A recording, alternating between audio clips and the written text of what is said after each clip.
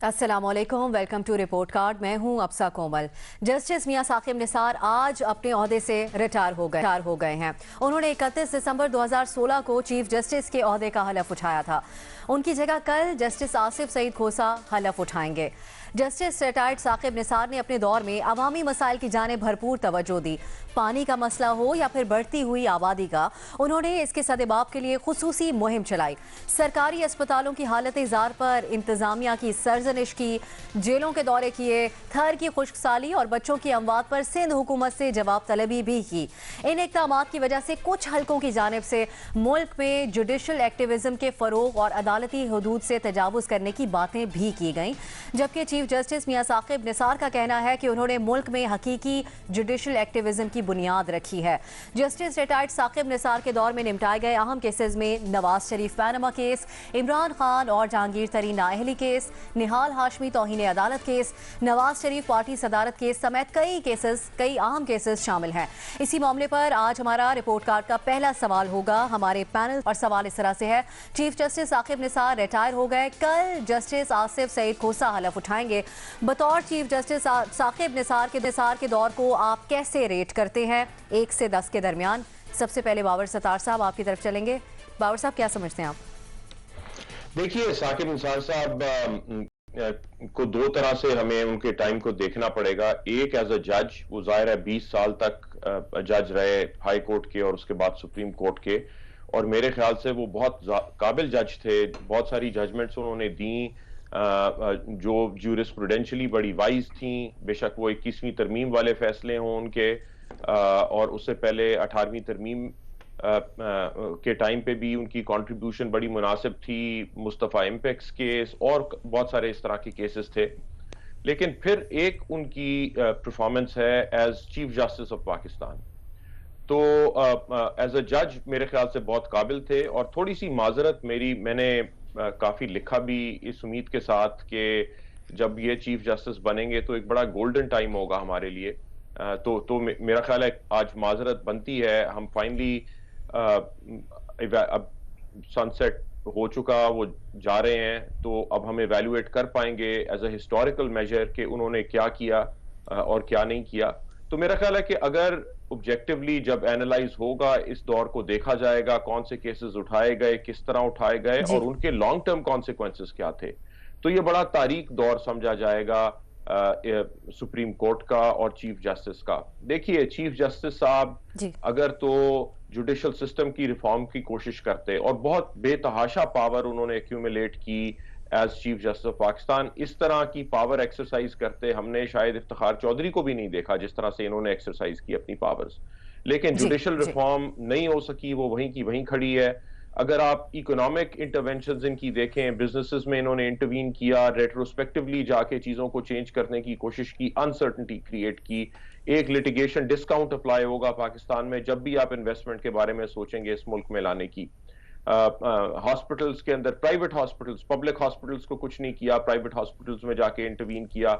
Article 25A right to free education की बात करता है, उसके ऊपर कुछ नहीं किया, प्राइवेट स्कूल्स के साथ जाके इंटरफेयर किया।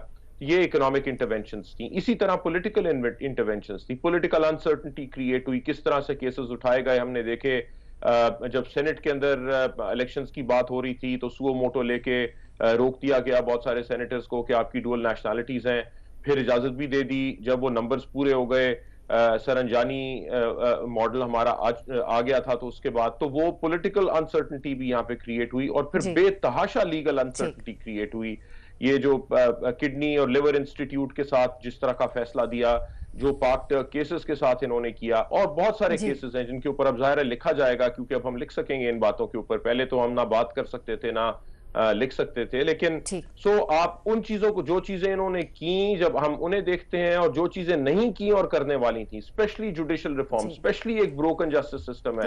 यहाँ पे मिलिट्री कोर्ट की बात कर रहे हैं क्योंकि जुडिशरी रेटिंग की बात नहीं है जी, ये तो अब हिस्ट्री रेट करेगी कि कैसे, लेकिन 1 से 10 तक बड़ी कोई इसके कोई मानी नहीं है। लेकिन अगर हम चीफ जस्टिस को देखें जो हमने पहले देखे, मेरे ख्याल से जितना lasting damage as chief justice Saqib Nisar साहब ने किया है, शायद इससे पहले किसी चीफ जस्टिस ने ना किया हो। ठीक। इरशाद भट्टी साहब, پہلے کے جو سابقہ چیف جسٹس صاحبان ہیں ان کے ساتھ، کیونکہ اب ثاقب نثار صاحب سابق چیف جسٹس ہی ہو گئے ہیں، کمپیریزن میں آپ کس طریقے سے ریٹ کریں گے 1 سے 10 کے درمیان؟ دیکھیے میں تو اب چونکہ وہ آج ان کا آخری دن ہے، تو میں تو کہوں گا کہ شکریہ چیف جسٹس، اس ناشکر معاشرے میں آپ مشکل حالات میں آئے، آپ نے بحران در بحران بھگتا اور غیر معمولی حالات اور واقعات میں آپ ثابت قدم رہے۔ شکریہ چیف جسٹس صاحب، پاناما ہو یا منی لانڈرنگ ہو، کرپشن ہو یا کمیشن خوری ہو، اختیارات کا ناجائز استعمال ہو یا بے اختیاروں کے رونے دھونے ہو، آپ نے ہمیشہ کچھ بہتر کرنے کی کوشش کی۔ شکریہ چیف جسٹس صاحب، نواز شریف سے زرداری تک، عمران خان سے بلاول تک، منشا بم سے انور مجید تک، پارلیمنٹ سے میڈیا تک، جوڈیشری سے نیب تک، آپ نے ہمیشہ کچھ بہتر کرنے کی کوشش کی۔ شکریہ چیف جسٹس صاحب، صاف پانی کا معاملہ ہو یا ہسپتال کا مسئلہ، زمینوں پر قبضہ ہو یا دلوں کے سٹنٹ، گردوں کی پیوندکاری، آپ نے ہمیشہ کچھ بہتر کرنے کی کوشش کی۔ اور شکریہ چیف جسٹس، ڈیم فنڈ ہو یا ملکی قرضے، دوہری شہریت ہو یا لٹی دولت، جعل سازیاں ہوں یا فراڈ ہوں، 2 نمبریاں ہو یا 10 نمبریاں ہوں، جو دوسروں کے کام کرنے آپ کو پڑ گئے، آپ نے وہ بھی کیے اور آپ نے بہتر کرنے کی کوشش کی۔ اور شکریہ چیف جسٹس صاحب، آپ نے کردار کشی برداشت کی، آپ نے دھمکیاں برداشت کی، آپ نے دباؤ کا سامنا کیا، آپ نے عہدے اور چہروں کا لحاظ نہیں کیا، آپ نے ہیو اور ہیو ناٹ کا فرق مٹایا۔ اور ہو سکتا ہے جوڈیشل ریفارم سمیت چیف جسٹس صاحب بہت کچھ کرنے والا رہ گیا ہو، عین ممکن ہے اچھا کرتے کرتے آپ کچھ برا بھی کر گئے اور ٹھیک کرتے کرتے کچھ غلط بھی ہو گیا ہو، لیکن تھوڑے سے وقت میں آپ نے جتنا کچھ کیا ہے، اس پر میں آج آپ کو جاتے ہوئے یہی کہہ سکتا ہوں کہ شکریہ چیف جسٹس صاحب، اور میرے 8 نمبر دے دیں، 2 میں نے جوڈیشل ریفارمز کی وجہ سے کاٹے ہیں۔ ٹھیک ہے، 8 نمبر دے رہے ہیں ارشاد بھٹی صاحب۔ مظہر عباس صاحب، آپ چیف جسٹس ثاقب نثار کے دور کو کتنا ریٹ کریں گے؟ دیکھیے اگین میں بابر ستار صاحب کی اس بات سے ایگری کرتا ہوں کہ جج کو اس کے ججمنٹ سے ریٹ کیا جاتا ہے۔ اب ججمنٹ سے بہت سے ججمنٹس انہوں نے دیے ہیں، اب تاریخ ان ججمنٹس کو کس طرح جج کرتی ہے اس کے لیے ہمیں تھوڑا انتظار کرنا پڑے گا۔ لیکن 2007 کے بعد کی جو جوڈیشری ہے یہ بالکل ایک مختلف جوڈیشری ہے۔ اس میں جو بھی چیف جسٹس آئے ہیں، خاص طور پہ افتخار چودھری صاحب کے زمانے میں ہم نے دیکھا کہ کوئی فیصلے جو ہے اس میں کہیں ہمیں ڈسنٹنگ نوٹس نظر نہیں آئے، کسی جج نے ڈسنٹ نہیں کیا۔ جو ہم ثاقب نثار صاحب کے دور میں رہا اس میں ڈسنٹنگ نوٹس بھی آئے، اس میں ایڈیشنل نوٹس بھی آئے، یہ ساری چیزیں ہمیں نظر آتی ہیں۔ ایک بہت ہی پرو ایکٹیو ان کا دور رہا ہے۔ لیکن اگین جس طرح ابھی بابر صاحب بھی کہہ رہے تھے، دیکھیے کسی انسان کو یاد اس وقت کیا جاتا ہے اور اس طرح کیا جاتا ہے جب وہ ایک ادارہ بنا کے چھوڑ جائے، یعنی وہ رہے یا نہ رہے لیکن وہ ادارہ اور اس کے کام کیے ہوئے جو انسٹیٹیوشنلائز چیزیں ہوتی ہیں وہ اگر اسی طریقے سے رہیں اور اسی طریقے سے چیزیں آگے بڑھیں تو پھر لوگ یاد کرتے ہیں کہ ہاں اس کے دور میں یہ چیز شروع ہوئی تھی، انہوں نے اس کو یہ انسٹیٹیوشنز بنایا۔ ہمارے یہاں چاہے وہ پولیٹیشنز ہوں، حکمراں ہوں، فوجی حکمراں ہوں، سویلین ہوں، ہمارے آرمی چیفز ہوں، چیف جسٹس ہوں، ہم بدقسمتی سے ادارے مضبوط نہیں بنا رہے۔ ہم یہ تو کہہ رہے ہیں کہ جی اس کا کام تھا اس نے نہیں کیا، لیکن کیا یہ میرا کام تھا؟ اس کا کام تھا اس نے نہیں کیا لیکن میں نے کر لیا، بہت اچھا کیا آپ نے کیا، اس میں ریلیف بھی لوگوں کو ملا، بے شمار لوگوں کو ریلیف ملا۔ ان کا جو ایٹیٹیوڈز میں نے عدالت میں دیکھا وہ عام آدمی کے ساتھ بہت اچھا ایٹیٹیوڈ تھا۔ لیکن کیا جو کام آپ چھوڑ گئے ہیں، کیا آنے والی جو جوڈیشری ہے، آنے والی جو چیف جسٹس ہیں، کیا اس کام کو، میں فیصلوں کی بات نہیں کر رہا، کیا اس کام کو وہ کیری کریں گے یا نہیں کریں گے؟ جو آج میں نے آصف سعید کھوسہ صاحب کی تقریر سنی اس سے مجھے یہ تاثر نہیں ملا کہ وہ ان کاموں کو کیری کریں گے جو جوڈیشری کے باہر کے کام سابق چیف جسٹس کر گئے۔ تو وہ مجھے لگتا یہ ہے کہ میرا خیال ہے سب سے امپورٹنٹ بات، دیکھیے اگر آپ کوئی بھی، چاہے آصف سعید کھوسہ صاحب ہوں، افتخار چودھری صاحب ہوں، ثاقب نثار صاحب ہوں، یا آنے والے جو چیف جسٹس ہیں، اور سب سے اچھی بات سپریم کورٹ میں مجھے یہ لگ رہی ہے کہ آپ کو 2030 تک کا پتہ ہے کہ کون چیف جسٹس ہوگا۔ یہ سب سے اچھی بات ہے، یہ انسٹیٹیوشنز بناتی ہے کہ آپ کو پتہ ہے کہ اگلا چیف جسٹس کون ہوگا، آپ کو پتہ ہے کہ اس کے بعد کا چیف جسٹس کون ہوگا، اور یہی کام میرا خیال ہے دوسرے اداروں کو بھی کرنا چاہیے جی جہاں اس طریقے سے پوسٹنگز ہوں کہ آپ کو یہ پتا ہے کہ جو سینئر موسٹ ہے اسی نے بننا ہے, ختم ہو گئی, اس میں کوئی آؤٹ آف ٹرن پروموشن کی گنجائش ہی نہیں ہے. تو یہ بہت امپورٹنٹ بات ہے. اس لیے میرا خیال ہے ثاقب نثار صاحب کو میں ریٹ نہیں کروں گا, میں وہ کروں گا کہ ایک شخصیت کو آپ کیسے ریٹ کر سکتے ہیں. انہوں نے بہت سے اچھے کام کیے ہیں اور بہت سے ایسے کام کیے ہیں کہ جو متنازع رہے ہیں, لیکن اصل بات یہ ہے کہ سب سے اچھی بات یہ ہوگی کہ جو ثاقب نثار صاحب نے جوڈیشل ریفارمز کے حوالے سے اگر کچھ چیزیں کی ہیں اس کو آصف سعید کھوسہ صاحب آگے بڑھائیں.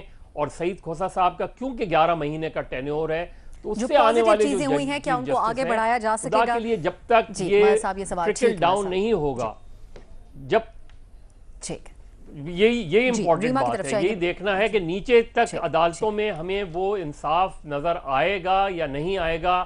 صرف سپریم کورٹ کے لیول پہ ہمیں چیزیں دیکھنے کے بجائے ہمیں لوور کورٹ, جب تک ہم لوور کورٹس میں ہمیں وہ انصاف نظر نہیں آئے گا تو چیزیں بہتر نہیں ہوں گی. ٹھیک ہے مدد صاحب. ریما آپ کی طرف آئیں گے, آپ خود ماہر قانون ہیں. چیف جسٹس ثاقب نثار کی کون سی ایسی اقدامات ہیں جن کو یاد کیا جائے گا اور کون سی ایسی چیزیں آپ کے خیال میں جن کو اوائڈ کیا جا سکتا تھا اس دور میں؟ جی شکریہ ابسا. میں تو ریٹنگ دوں گی. میرا خیال ہے ایک ریٹنگ بنتی ہے ان کے ٹینیور کی ایز چیف جسٹس. اور جب ارشاد بھٹی صاحب بات کر رہے تھے تو سننے میں ایسا لگ رہا تھا جیسے وہ ایک کسی پولیٹیکل لیڈر کو ڈسکرائب کر رہے ہیں, اور یہی میرا سب سے بڑا ایک کنٹینشن یا ایک پرابلم رہی ہے میری نظر میں, جس طرح چیف جسٹس ثاقب نثار نے سپریم کورٹ کو چلایا ہے. انہوں نے ایک جج کے طور پہ نہیں, انہوں نے ایک سیاسی لیڈر کے طور پہ سپریم کورٹ کو چلایا ہے.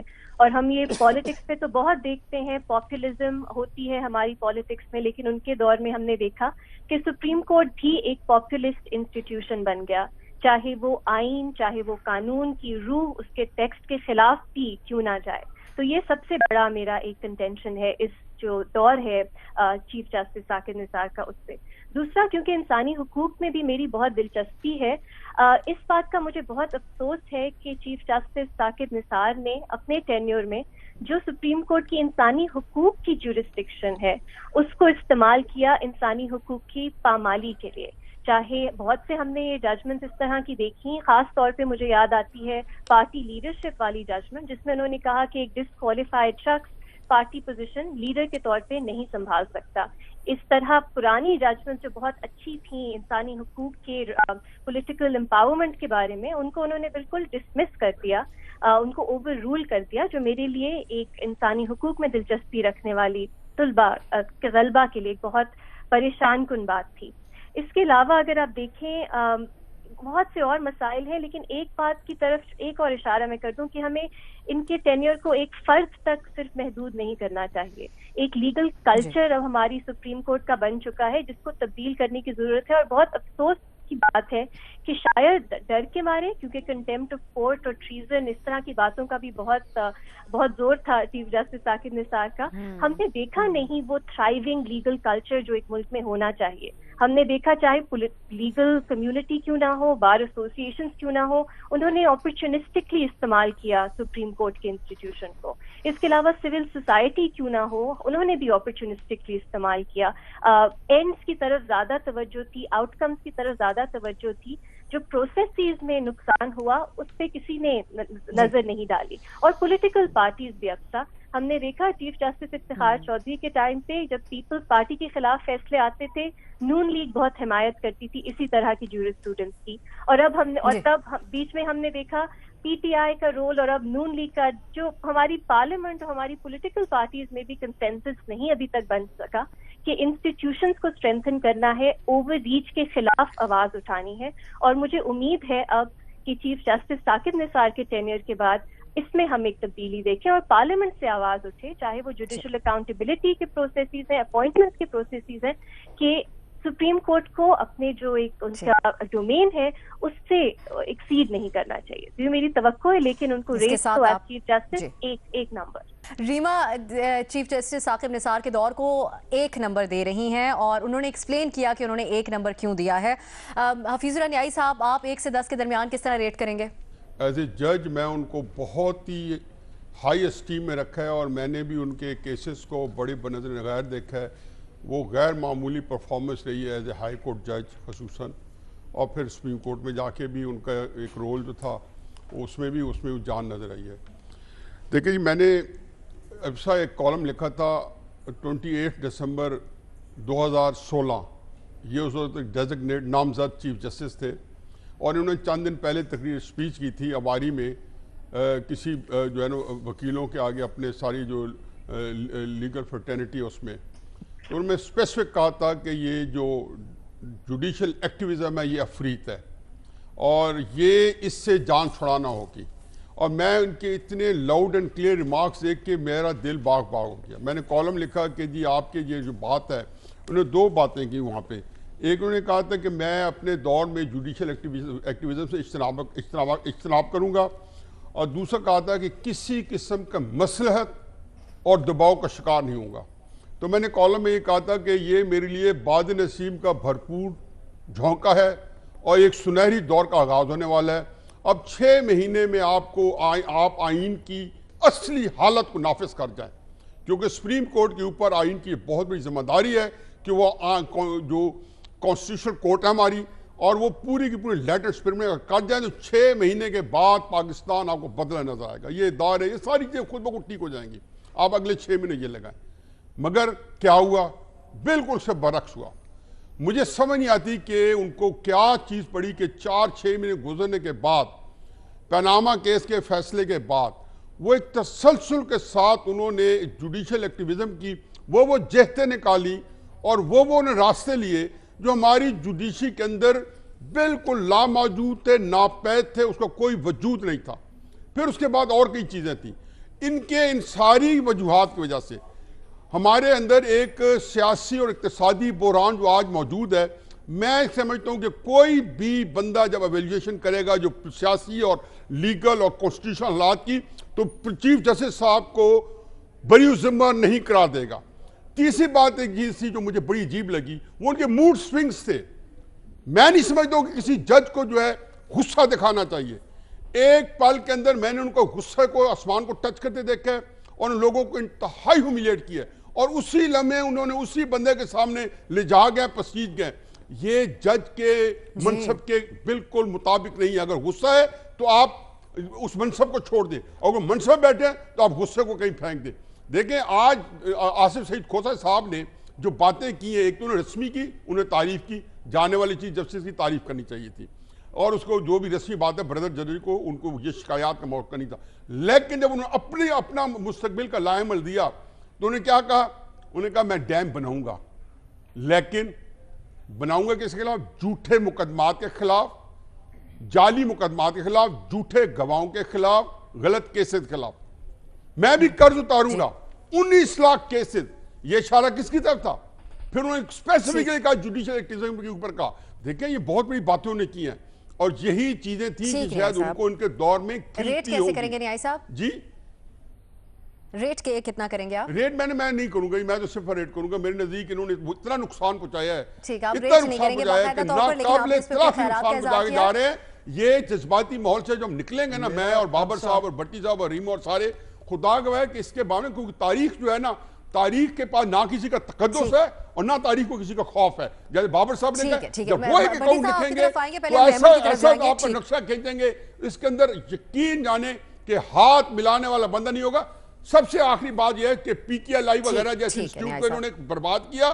Pakistan kidney and liver institute جو کہ پاکستان کروڑوں روپے کے زر معاوضے میں بات چل رہا تھا، وہاں پہ ان کا ڈاکٹرز ہاسپٹل میں ان کا کانفلکٹ آف انٹرسٹ تھا، اور مجھے پتہ ہے کہ اس کے بارے میں ہم کالمز میں لکھ چکے تھے کہ دور میں محمل کی طرف لے کے جاتے ہیں آگے آپ کی بات کو۔ محمل کانفلکٹ آف انٹرسٹ تھا، تو میرے نزدیک ٹھیک ہے، محمل جس طرح حفیظ صاحب نشاندہی کر رہے ہیں، جسٹس ختم ہوا۔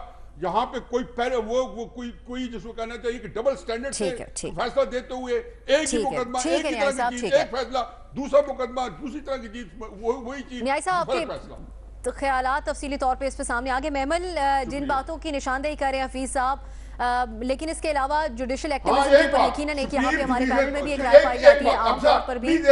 جی جی نیائی صاحب مختصراً جی۔ درجنوں کیسز تھے، 2 ججز کو انہوں نے ٹارگٹ کیا اور اپنے بردر جیسے شوکت صدیقی کے بجائے آسرا بنتے، رہنمائی کرتے، ان کو پروٹیکشن دیتے، ان کو کھلے عام چھوڑ دیا، نکال دیا۔ جسٹس عرفان کو انہوں نے ہیس میں روزانہ کی بنیاد پہ فیصلہ کرنا چاہتے تھے, اللہ نے بچا لیا ان کو, اور درجنوں مقدمات ان کے اپنے خلاف ریفرنسز تھے, انہوں نے بالکل ان کو درخود اتنا نہیں سمجھا ان کیسز کو, اور 2 ججز کو ٹارگٹ کیا. اگین یہ ایک شان نہیں تھی, چیف جسٹس کی, کوئی اس طرح وچ ہنٹنگ کرتا اپنے کن باتوں سے تحفظات رہے, آپ اور وہ بھی اظہار کر رہے ہیں نیائی صاحب. محمل, اس کے باوجود جوڈیشل ایکٹیویزم کے اوپر جو تنقید بھی ہوتی ہے اور جو سامنے بھی آ رہی ہے, اس کے باوجود جو پبلک سے پذیرائی ان کو حاصل ہوئی, آپ اس کو کیسے دیکھ رہی ہیں, اس کو کیسے ریٹ کریں گی, اور پھر اوور آل کیا جواب ہوگا آپ کا سوال کے جواب؟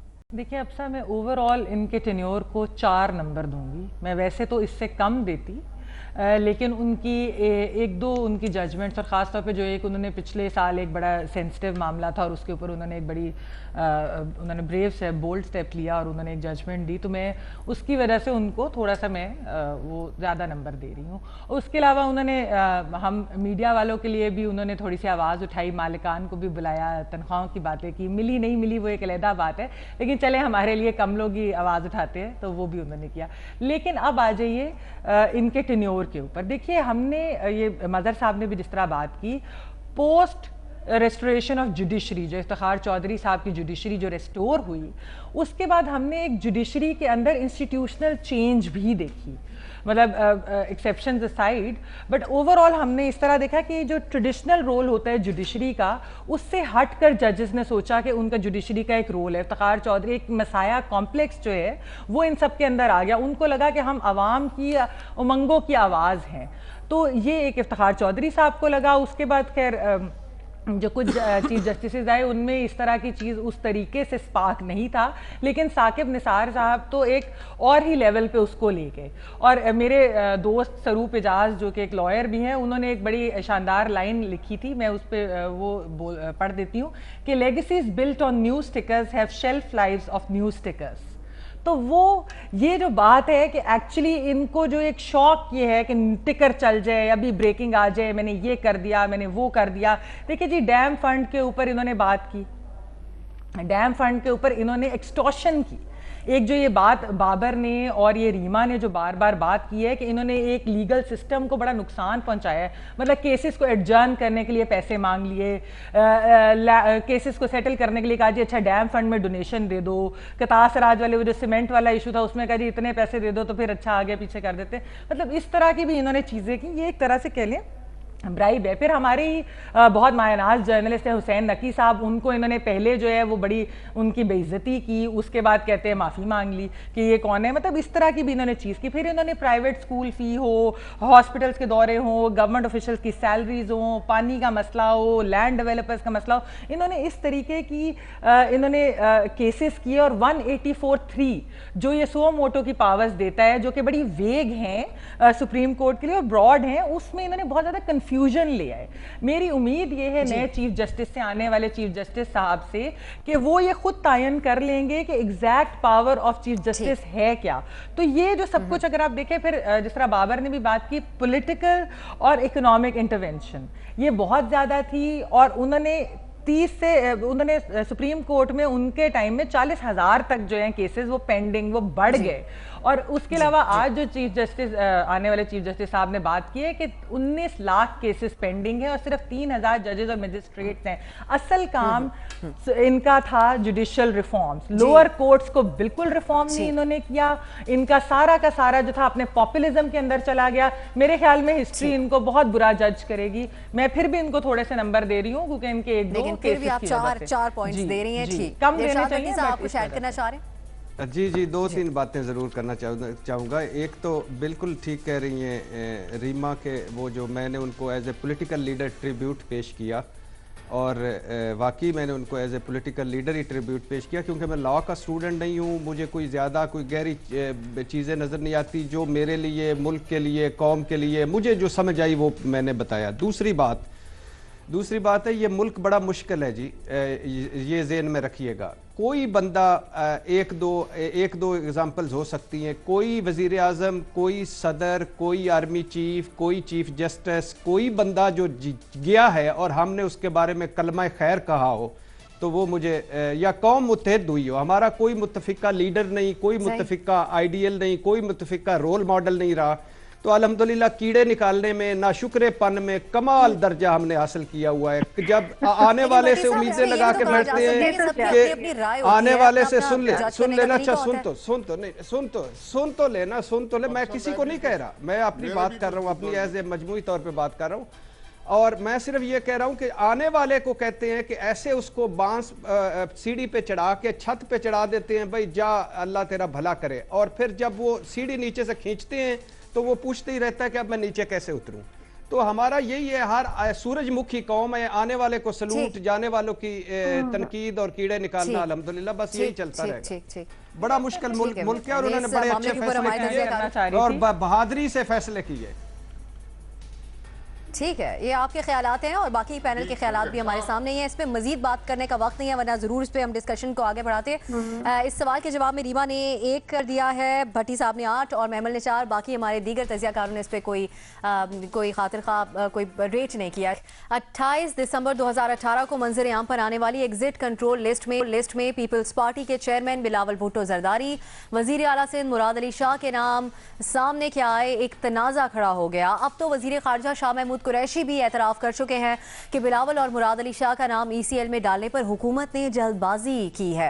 बहरहाल सुप्रीम कोर्ट ने दोनों रहनुमाओं के नाम फिलहाल ECL से निकालने का हुक्म दे दिया। तहरीरी हुक्मनामे के मुताबिक बिलावल और मुराद अली शाह के खिलाफ अगर ठोस शवाहिद मिलते हैं तो वफाकी हुकूमत को नाम ECL में डालने का इख्तियार होगा। इस तमाम तर सूरत हाल के बाद वज़ीर आज़म इमरान खान ने ट्विटर पैगाम में ये सवाल उठाया है कि बाज़ अरकान असेंबली ECL से इतना खौफजदा क्यों है। इसके जवाब में बिलावल भुट्टो का कहना था कि वज़ीर आज़म नहीं जानते कि इंसानी हुकूक और नकलो हमल की आज़ादी क्या चीज़ है। इसी हवाले से हम सवाल करेंगे अपने पैनल से और हमारा सवाल है, बिलावल और मुराद अली शाह के नाम ECL से निकालने का सुप्रीम कोर्ट का हुक्म। वज़ीर आज़म इमरान खान अपने पैगाम में कहते हैं कि बाज़ अरकान असेंबली ECL से इतना खौफजदा क्यों है।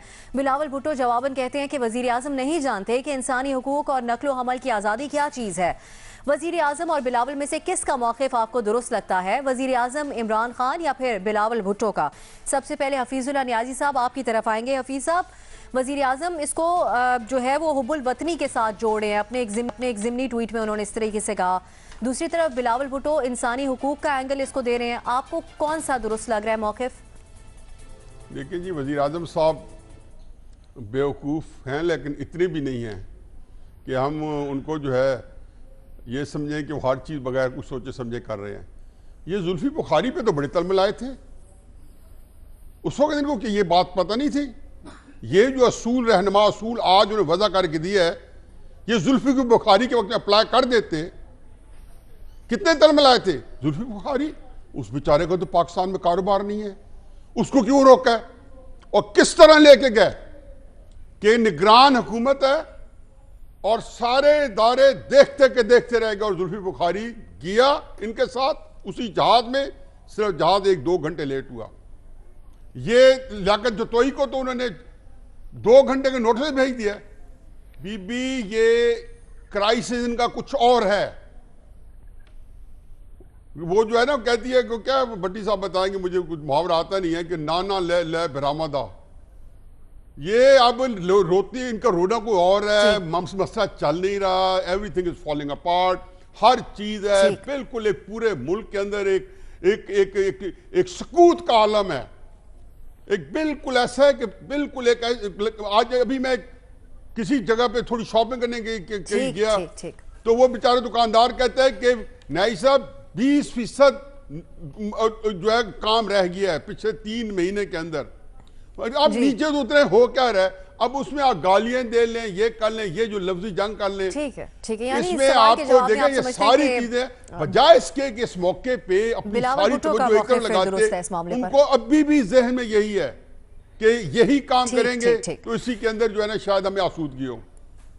ठीक है, बिलावल का ऑप्शन आप ले रहे हैं। इरशाद भट्टी साहब, जब वजीर आज़म की आपके ख्याल में ECL के हवाले से तनकीद जायज़ है जब खुद ही PTI के कुछ रहनुमा ECL से इस्तिस्ना लिए बैठे हैं? देखिए, सवाल जो बनाने वाले ने जब सवाल का एंड किया है तो वो कमाल कर दिया है। यानी अब इसको अजीब सा उसने एंड दिया है कि दोनों में से बताओ कि सच्चा कौन है और झूठा कौन है। मतलब दोनों में मौक़िफ़ किसका पहला जो सच्चा झूठा नहीं, सही कह रहे हैं, सवाल ये वो ही मौक़िफ़ अल्हम्दुलिल्लाह, अब मौक़िफ़ अगर कोई एक झूठा हो तो उसका मौक़िफ़ सच्चा हो सकता है, और अगर कोई सच्चा हो तो उसका मौक़िफ़ झूठा हो सकता है। यानी आप इस सवाल के पहले हिस्से पर भी सवाल बना सकते थे। है या झूठा वाली बात नहीं हो रही, एक मामला है ईसीएल का, उसके ऊपर क्या मौक़िफ़ है? 2 लीडर्स हैं उनका, आपके ख्याल में एक वज़ीर आज़म है, एक पार्टी चेयरमैन है, दोनों का गलत है। दोनों में से कोई झूठा नहीं है। अब देखिए सवाल, आप देखिए सवाल फिर मैं वही कह रहा हूँ कि कमाल उसने किया, इसको मेरी तरफ से 2 किलो बादाम पहुंचा दें, इस जिसने सवाल बनाया, ये इसको तरक्की करनी चाहिए इस मुल्क के लिए। तो अच्छा, अब दूसरी बात ये है कि ये अब इमरान खान, मैं दोनों को कहूँगा, दोनों ठीक कह रहे हैं, दोनों ठीक कह रहे हैं। मजहर साहब को भी 1 किलो, दोनों ठीक कह रहे हैं। इमरान खान ठीक कह रहे हैं, जब किसी पर मुकदमा हो और जब ज़रूरत पड़े तो नाम ईसीएल पे डालना चाहिए। हमारे बहुत सारे जांबाज जो 2-4 न्यायी साहब ने बताए हैं, जुल्फी बुखारी, लियाकत जतोई साहब, जो जांबाज ईसीएल की परवाह किए बगैर चले गए, और जो जांबाज ऐसे भी हैं जो ईसीएल जो चले गए और वापस ही नहीं आए। तो ये दोनों मामले हैं। अब इसको जमहूरियत से जोड़ना, पार्लियामेंट को जोड़ना, इंसानी हकूक से जोड़ना, सिविलियन बालादस्ती को जोड़ना, जब आप पर कोई केस और नाम डालना हो तो इसलिए इमरान खान ठीक है। बिलावल भुट्टो साहब भी ठीक है, सॉरी बिलावल जरदारी भुट्टो, हाँ, बिलावल जरदारी भुट्टो साहब भी ठीक कह रहे हैं, क्योंकि अब अगर फॉर एग्जांपल किसी पे ऐसे खामखा पॉलिटिकल विक्टिमाइजेशन करके या ऐसे ही उसकी नकलो हरकत पर पाबंदी लगा दे, ईसीएल पे डाल दे, तो ये भी काबिल मजम्मत है और काबिल अफसोस है। लेकिन लिहाजा दोनों अपनी अपनी जगह ठीक है, ठीक है, और या दोनों अपनी अपनी जगह गलत है। ठीक है, दोनों का ऑप्शन आप ले रहे हैं, ठीक है या गलत है, ये हम नाजरीन ने जो तबसरा सुना है आपको उससे खुद ही अखज़ कर लेंगे। महमल, जो ज़िमनी ट्वीट में वज़ीर आज़म साहब कह रहे हैं कि जो सियासतदान मोहब्बत करते हैं पाकिस्तान से, उनको तो ईसीएल में नाम होने से मुतालिक कुछ फ़र्क नहीं पड़ना चाहिए, इसी किस्म की बात वो कर रहे हैं। तो हुब्बुल वतनी से जोड़ना वज़ीर आज़म की तरफ से आपके ख्याल में दुरुस्त है? और फिर बिलावल भुट्टो के मौक़िफ़ को कैसे देख रहे हैं? देखिए, मैं इसमें मेरे ख्याल में बिलावल भुट्टो का जो मौक़िफ़ है वो कदरन दुरुस्त है, क्योंकि एक्चुअली हमारी कॉन्स्टिट्यूशन में जो आर्टिकल 15 है वो फ्रीडम ऑफ मूवमेंट जो है, लफ्ज़ कदरन इस्तेमाल किया नहीं, मतलब कि वो ठीक है ना, मतलब खान साहब तो बिल्कुल ठीक नहीं है। भट्टी साहब, मैं अभी आ रही थी उस तरफ, आपने मुझे पहले ही निस्बतन लफ्ज़ निस्बतन था, आपने कदरन बोला, मैं उस पे कह रहा हूं। अच्छा चले जी, मेरी उर्दू इतनी अच्छी नहीं है, थोड़ी कमज़ोर है। तो खैर, बिलावल भुट्टो साहब का मौक़िफ़ दुरुस्त है, क्योंकि देखिए एक तो हमारे वही, जैसे मैंने अभी पहले कहा कि आर्टिकल 15 जो है वो फ्रीडम ऑफ मूवमेंट की बात करता है, फंडामेंटल राइट है ये किसी का भी। उन्होंने ह्यूमन राइट्स की बात की, ठीक है। देखिए जी, जो असल मसला इसमें अबसा ये है कि हमने देखा है कि ईसीएल जो है वो मिसयूज़ होता है। ये जो एग्जिट फ्रॉम पाकिस्तान ऑर्डिनेंस है, इसके अंदर कुछ अमेंडमेंट्स प्रपोज की थी रज़ा रबानी साहब ने पिछले साल, और उन्होंने कहा था कि क्योंकि इसके अंदर 2 इश्यूज़ हैं। एक इशू ये है कि किसी को ईसीएल पे डाल दिया जाता है, उसको बताया भी नहीं जाता, यानी ये ज़रूरी नहीं है, अगर वो बता दे तो सवाबदीद है गवर्नमेंट की, लेकिन वैसे बताते नहीं है और ना ही कोई रीज़न देते हैं, बस ईसीएल पे डाल देते हैं, जिसका दिल चाहे हुकूमत उन्हें डाल सकती है। फिर ये कि इसमें हुकूमत कहती है कि ये हमारी डिसीजन फाइनल है और ये चैलेंज भी नहीं हो सकती ईसीएल वाली। इसमें बड़े बड़े ऐसे केसेस जो कई सालों से चल रहे हैं, उनको पता ही नहीं है क्यों है। तो जहाँ तक बिलावल भुट्टो का और मुराद अली शाह की बात आती है, देखिए बिलावल भुट्टो को तो जेआईटी ने पहले बुलाया, फिर कहा अच्छा आप रिटर्न ही दे दे जवाब, तो उनके ऊपर कोई इस तरह का शक भी नहीं है कि जी वो मुल्क से भाग जाएंगे तो कुछ हो जाएगा। मुराद अली शाह बड़ी एक हमारे लिए एम्बैरेसमेंट है कि वो सिंध के चीफ मिनिस्टर हैं, वो एक एग्जेक्टिव है, अथॉरिटी है अपने सूबे की, और उनको आपने डाला हुआ है, उनके ऊपर आप यानी कि क्या वो भाग जाएंगे और फिर वो वापस नहीं आएंगे? ठीक है, डार साहब की एग्जाम्पल हमारे बहुत सारे साथी देते हैं कि जी वो वापस नहीं आए, लेकिन बात यह है कि एक बंदे की वजह से आप पूरे सिस्टम को इस तरीके से खराब नहीं कर सकते। मेरे ख्याल में जो अमेंडमेंट है, इस ऑर्डिनेंस में अमेंडमेंट होने की सख्त जरूरत है। दूसरी चीज़ है, इमरान खान साहब कैसे कह सकते हैं, उनको क्या दिलचस्पी है कौन बाहर जाना चाहता है कौन नहीं। और देखिए, जाना जरूरी नहीं होता मुल्क से बाहर, ये जो उन्होंने पेट्रियटिज्म की बात की ना, ये लेकिन ये हक रखना जरूरी है। ये जरूरी नहीं है कि बिलावल को अगर वो आज निकाल देते हैं तो वो आज ही फ्लाइट पकड़ के बाहर चले जाएंगे, लेकिन ये उनका हक जरूर है। तो इसलिए मेरे ख्याल में वजीर आजम साहब को थोड़ा सा आइन भी पढ़ना चाहिए जी, थोड़ा उनको आइन भी पढ़ना चाहिए, थोड़ा उन्हें फंडामेंटल ह्यूमन राइट्स का भी पता होना चाहिए, थोड़ा सा उनको लॉ का भी पता होना चाहिए कि शक की बुनियाद पे आप किसी को रोक नहीं सकते। वज़ीर आज़म का ये ट्विटर पर पैगाम आया, जबकि वफाकी काबीना के इजलास में बिलावल और मुराद अली शाह का नाम ECL से निकालने का फैसला किया गया है। इसी से मुतालिक मज़हर अब्बास साहब से बात करेंगे। मज़हर साहब, वफाकी काबीना ने ये फैसला करना था, तो फिर वज़ीर आज़म साहब को ट्विटर पर इन ख्यालात का इजहार करने की क्या ज़रूरत थी? बल्कि वज़ीर आज़म साहब को चाहिए कि अगर वो वाकई ये समझते हैं जो उन्होंने जिसका इजहार उन्होंने अपने ट्विटर पैगाम में किया है, तो फिर वो अपना नाम भी ECL में डाल दें, परवेज़ खटक का भी डाल दें, अलीम ख़ान का भी डाल दें, ताकि फिर ये पता चले कि वाकई कोई लोग किसी को भी ECL से नहीं डरना चाहिए। देखिए, मेरा ख्याल है इसमें सबसे दुरुस्त मौक़िफ़ जो है वो शाह महमूद कुरैशी का है, और शाह महमूद कुरैशी ने जो बात की है वही असल बात है कि इतनी जल्दी क्या थी सबका नाम ECL में डालने की। आप इंतज़ार करते हैं, अभी JIT की रिपोर्ट सबमिट हुई है, अभी सुप्रीम कोर्ट में चीज़ मौजूद है, सुप्रीम कोर्ट ख़ुद इस मैटर को देख रही है। तो मेरा ख़्याल है कि जो है वो इन हेस्ट जो चीज़ हुई है, और उस वक्त भी ये बात हुई थी कि इतनी जल्दी में 172 लोगों का उठा के आपने नाम ECL पे डाल दिया, जैसे कि इन सब के सबको आपने फौरी तौर पे गिरफ़्तार करना है और 24 घंटे में, और अभी तक हमें नहीं नज़र आया कि उन 172 लोगों में से किसी एक को भी गिरफ्तार किया गया, और मां सिवाय इसके कि जो ऑलरेडी इन कस्टडी हैं।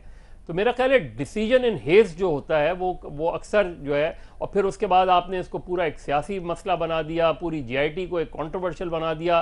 अच्छी खासी JIT की रिपोर्ट, एक कॉम्पैक्ट रिपोर्ट सबमिट हुई है, उसको उस तरीके से चलने दें, उस पर पूरी सियासत हुई है। और फवाद चौधरी साहब, तो मेरा ख्याल है अक़वाले फवाद चौधरी पर भी एक सवाल है, वो मुसलसल इस चीज़ को एजिटेट कर रहे हैं। तो मेरा ख्याल है कि इससे हट के कि ये बिलावल का मौक़िफ़ दुरुस्त है, मुझे तो शाह महमूद कुरैशी का मौक़िफ़ बिल्कुल दुरुस्त है। हाँ, बिलावल भुट्टो का नाम JIT में है, मुराद अली शाह का नाम JIT में, हालांकि आज बिलावल भुट्टो ने ये भी बात की है कि जी उस वक्त जब चीज़ें आई थी सामने तो ये कहा गया था कि जी इनका नाम JIT से भी हटाया जाए, लेकिन जब ऑर्डर आया, रिटन ऑर्डर आया, तो उसमें ये बात नहीं थी। लेकिन अगर बिलावल भुट्टो का नाम किसी स्टेज पे आपको लगता है, मुराद अली शाह का नाम किसी स्टेज पे लगता है और स्पेसिफिक रिकमेंडेशन आती है, जरूर ECL पे डालें। तो मेरे ख्याल में मुझे शाह महमूद कुरैशी का मौक़िफ़ जो है वो सबसे दुरुस्त लगता है कि इन हेस्ट डिसीजन किया गया है, जिसकी वजह से ये तनाज़ा खड़ा हुआ है। हुकूमत ने जल्दबाजी की इस मामले के अंदर, जो शाह महमूद कुरैशी साहब कह रहे हैं। रीमा, अब जिस तरीके से इस मामले को हैंडल किया गया उस पर बहुत सवालात उठाए गए हैं, और अब ये बयानात का सिलसिला भी इसके ऊपर जारी रहा, जिसमें इजाफा हुआ है वज़ीर आज़म के इस बयान का। कैसे देख रही हैं इसको आप? जी, अब सब बहुत कम ऐसा होता है कि रिपोर्ट कार्ड में जो ऑप्शंस होती हैं इतना आसान हो एक ऑप्शन लेना। तो आज तो मेरे लिए बहुत ही आसान है ऑप्शन लेना। बिलावल भुट्टो मेरा ख्याल है 100% दुरुस्त है, और इमरान खान साहब की जो ट्वीट है वो 100% गलत है। इमरान खान साहब बहुत पॉपुलर हैं, वैसे उन्हें इस तरह की लाइक्स और रीट्वीट्स के लिए इस तरह की ट्वीट्स नहीं करनी चाहिए। उन्होंने जो बात की है वो बिल्कुल सेंस नहीं बनाती पाकिस्तान की आइन की रोशनी में, पाकिस्तान के कवानीन की रोशनी में, और ख़ास तौर से इंसानी हुकूक की रोशनी में। अगर आप हमारी अदालतों की जो जिस तरह उन्होंने तशरीह की है आर्टिकल 15 की, जो आइन का फ्रीडम ऑफ मूवमेंट के ऊपर है, उन्होंने कहा है कि एग्जिट कंट्रोल लिस्ट में नाम डालना उस राइट को इम्पीड करता है, इसीलिए इसका जो इस्तेमाल है वो बहुत एक्सेप्शनल सिचुएशंस में करना चाहिए और ड्यू प्रोसेस के बाद करना चाहिए। इसके अलावा जो मेरे लिए ज़्यादा तशवीशनाक बात है वो ये कि इमरान खान साहब की एक तारीख रही है कि वो इंसानी हुकूक को बिल्कुल ही कुछ समझते ही नहीं है। वो जब उनको मौका मिलता है वो कहते हैं इंसानी हुकूक तो वेस्टर्न लिबरल वैल्यूज़ है, जब उन्हें मौका मिले वो कहते हैं human rights commission of Pakistan और बाकी NGO जो इंसानी हुकूक की आवाज़ उठाती हैं वो वेस्टर्न एजेंडा पे हैं। और अब हम देख रहे हैं कि उनकी पार्टी भी इस तरह की बातें कर रही है, इस तरह के इक़दाम उठा रही है जो इंसानी हुकूक की पामाली करते हैं। तो मेरा ख्याल है इसलिए उनका जो मौक़िफ़ है वो 100% गलत है, और बिलावल बिल्कुल सही बात कर रहे हैं। बिल्कुल, आप बिलावल भुट्टो का ऑप्शन ले रही हैं। इतना लाइटली नहीं लेना चाहिए, वो सच में फ्रीडम ऑफ मूवमेंट को इम्पीड करता है। ठीक, बाबर साहब आपके ऑप्शन लेंगे? जी, मैं रीमा की बात को ही आगे बढ़ाऊंगा। मैं हैरान हूं कि ये सवाल भी बनाया गया कि इसमें कोई कंफ्यूजन है कि किसका मौक़िफ़ ठीक है। देखिए, ECL एक पेनल्टी है, आप किसी के ऊपर ये पेनल्टी उस वक्त इम्पोज करते हैं जब आपको लगे कि ये फ्लाइट रिस्क है, कोई क्रिमिनल केस हम चलाने वाले हैं, किसी को पनिश करने वाले हैं, वो भाग जाएगा इस मुल्क से। इसलिए यहाँ पे हमने एक चीफ मिनिस्टर का नाम उसमें डाल के रखा हुआ है, हमने एक मेन स्ट्रीम पॉलिटिकल पार्टी के लीडर हेड का जो पार्लियामेंट में बैठता है उसका नाम डाला हुआ है। हम अपना मजाक बना रहे हैं ये काम करके, अपने मुल्क का मजाक बना रहे हैं ये काम करके, पहली बात। दूसरी बात, उस हिपोक्रेसी को देखिए। इमरान खान साहब, न्याजी साहब ने कुछ बयान किया, आपके बच्चे बाहर रहते हैं मुल्क से, आप किस हुब्बुल वतनी का यहाँ पे दावा कर रहे हैं और किस तरह की हुब्बुल वतनी को आप प्रीच कर रहे हैं? आप मुल्क से बाहर जाने को बुरा कह रहे हैं। पहली स्पीच में इन्होंने कहा कि बाहर नहीं जाना चाहिए मुल्क से, मैं मुल्क के अंदर रह के काम करूंगा, और फिर इनका अपना कॉन्डक्ट देखिए। तीसरी बात ये इस वक्त गवर्नमेंट रन कर रहे हैं, इन्होंने ओथ उठाया हमारे कॉन्स्टिट्यूशन को प्रोटेक्ट करने का, और उस ओथ का एक हिस्सा ये है कि ये as representative of the state, इनके हाथ में बागदौड़ है स्टेट की, इनका काम है हर सिटीजन के फंडामेंटल राइट को प्रोटेक्ट और डिफेंड करने का। और ये किस तरह की तशरीह कर रहे हैं आर्टिकल 15 की? ये क्या बाकियों सिटीजन्स के राइट्स को यहाँ पे डिफेंड करेंगे अगर इन्हें इस चीज की समझ ही नहीं है कि आपका एक फंडामेंटल राइट टू ट्रैवल है जो सल्फ किया जाता है जब आपको ईसीएल के ऊपर डाल दिया जाता है। आप इस मुल्क की एग्जीक्यूटिव के हेड हैं, आप कैबिनेट को हेड करते हुए वो अप्रूवल्स देते हैं लोगों के नाम ईसीएल पे डालने की, और इस ट्वीट से इनकी understanding of ECL and fundamental rights हमारे सामने आती है। तो तकलीफ दे वज़ीर आज़म के ट्विटर पैगाम के निकाल से आप इख्तिलाफ करते हुए बिलावल भुट्टो के मौक़िफ़ को दुरुस्त समझते हैं। इसके ऊपर बाबर साहब आपने भी बिलावल भुट्टो का ऑप्शन लिया है। इस मामले पर हमारे तमाम तजियाकारों की राय आपने जानी। आप सबका के लिए बहुत शुक्रिया। नाज़रीन, इजाज़त दीजिए, खुदा हाफिज़।